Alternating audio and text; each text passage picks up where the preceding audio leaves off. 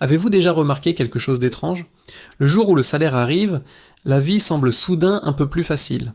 L'esprit devient plus léger, la respiration devient plus profonde. Pendant quelques heures, on a l'impression que tout est sous contrôle. Mais ce sentiment ne dure jamais très longtemps. Après quelques jours seulement, les notifications de dépenses commencent à apparaître. Le solde du compte commence lentement à diminuer. Et cette tranquillité que vous ressentiez il y a quelques jours se transforme sans bruit en inquiétude. Puis le mois continue d'avancer, et nous arrivons tous à une période que presque tout le monde connaît, la fin du mois. À ce moment-là, ce ne sont pas seulement les finances qui deviennent faibles. L'énergie, l'humeur et même la confiance en soi commencent à diminuer. Une question tourne alors sans cesse dans l'esprit: où est passé mon salaire? Le plus frustrant, c'est que cette histoire se répète chaque mois.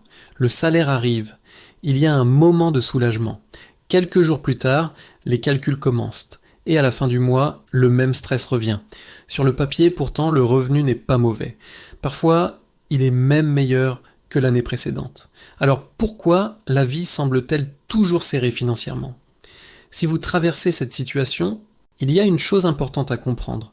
Le problème N est généralement pas le montant du salaire. Le véritable problème se cache souvent dans nos habitudes, dans ces petites décisions que nous prenons sans réfléchir, surtout lorsque l'argent arrive pour la première fois sur le compte.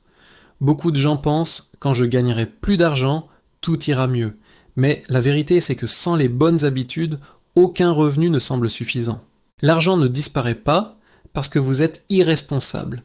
Il disparaît parce qu'on ne lui donne aucune direction. Et dans la plupart des cas, nous ne comprenons cela que lorsqu'il est presque trop tard, quand le solde est presque vide. Et nous commençons alors à nous blâmer. Mais il y a une chose importante à comprendre ici. Cela ne signifie pas que il y a quelque chose de mauvais en vous. La réalité est que la plupart des entre nous N ont jamais appris comment gérer l'argent après avoir reçu un salaire. Avant de continuer, je veux que vous preniez un moment pour vous arrêter. Ne considérez pas cela comme une leçon, mais comme une conversation honnête. Posez-vous simplement une question. Où votre salaire disparaît-il le plus rapidement? Dans les besoins? Dans les envies? Sous pression? Dans la fatigue? Ou simplement parce que vous ne savez même pas où l'argent part? La réponse n'a pas besoin d'être parfaite. Elle doit seulement être honnête. Parce que la résolution des problèmes d'argent ne commence pas avec une calculatrice. Elle commence par dire la vérité à soi-même. Si jusqu'à présent, vous vous êtes considéré comme mauvais avec l'argent, écoutez attentivement cette partie. Beaucoup de gens sont intelligents, travailleurs, responsables. Et pourtant, ils vivent toujours sous pression financière. Bonne éducation, bon diplôme, des années d'expérience. Mais la vie continue malgré tout de fonctionner de salaire en salaire. Et étrangement, plus une personne est éduquée, plus elle commence à se blâmer « j'aurais dû faire mieux ». Mais le problème n'est pas un manque d'intelligence ou d'effort. La vérité est que nous vivons dans un système qui n'a jamais été conçu pour nous apprendre à gérer l'argent. Depuis l'enfance, on nous enseigne comment bien performer, comment travailler dur, comment gagner plus d'argent. Mais on nous enseigne rarement comment gérer l'argent que nous avons déjà gagné. Les écoles n'enseignent pas la compréhension financière quotidienne. Au travail, on parle rarement de ces sujets ouvertement. Et dans beaucoup de familles, l'argent devient souvent un sujet sensible ou évité. Pendant ce temps, dépenser est devenu plus facile que jamais. Un clic pour commander, un swipe pour payer. Et sur chaque écran, des publicités conçues pour comprendre nos faiblesses. Sur les réseaux sociaux, la vie des autres semble toujours meilleure. Voyages, achats, divertissement, tout semble tellement normal que nous essayons inconsciemment de suivre le même rythme.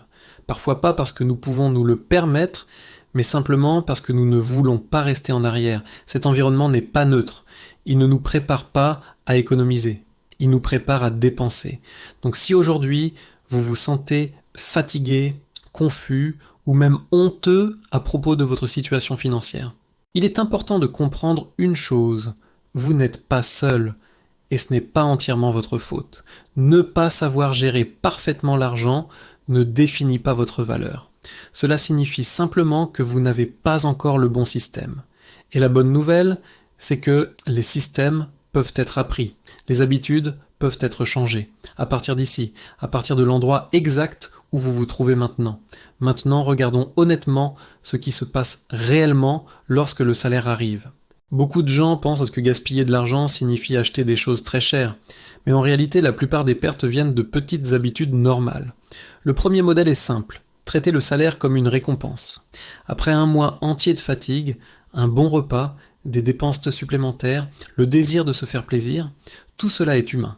Mais lorsque cela se répète chaque mois sans limite, cela commence lentement à voler notre tranquillité. Le deuxième modèle est dépenser à cause de la fatigue, pas du besoin. Commander à manger parce qu'on n'a plus d'énergie, acheter de petites choses juste pour se sentir un peu mieux aujourd'hui. Ces décisions semblent petites, mais lorsqu'elles se répètent encore et encore, elles creusent lentement un trou dans le budget. Le troisième modèle est l'absence de limite claire, aucune décision sur combien dépenser, aucune idée de l'endroit où s'arrêter. Tant qu'il y a de l'argent sur le compte, chaque dépense semble justifiée. Et le résultat est simple. L'esprit ne se sent jamais vraiment en sécurité. Tout cela ne se produit pas parce que vous êtes négligent. Cela se produit parce que nous vivons constamment sous pression mentale. Et l'argent devient un remède temporaire à cette pression. Comprendre cela n'est pas une faiblesse. C'est simplement une preuve que vous êtes humain. Et cette compréhension est la première marche vers le changement. Mais avant de parler de technique ou de formule, une chose doit être claire, la perspective. Beaucoup de gens considèrent leur salaire comme une récompense, quelque chose qui peut être entièrement dépensé, mais si vous regardez un peu plus profondément, le salaire est en réalité une responsabilité. C'est le résultat de votre temps, de votre énergie et de votre santé. Chaque euro représente des heures de votre vie qui ne reviendront jamais. Quand cette pensée change, la question change aussi. Au lieu de demander « Où dois-je dépenser cet argent ?», vous commencez à demander « Dans quelle direction cet argent devrait-il travailler ?» L'argent n'est ni bon ni mauvais. Il va simplement dans la direction où nous le guidons. Un argent sans direction finit presque toujours dans les choses les plus faciles et les plus immédiates. C'est pourquoi gérer l'argent n'est pas une bataille de volonté. C'est la capacité de décider la direction à l'avance. Les personnes financièrement paisibles ne sont pas celles qui gagnent le plus, ce sont simplement celles qui savent pourquoi leur argent travaille. Et cette compréhension construit lentement une stabilité qui n'est pas toujours visible, mais qui dure très longtemps. Et c'est ici que le vrai changement commence.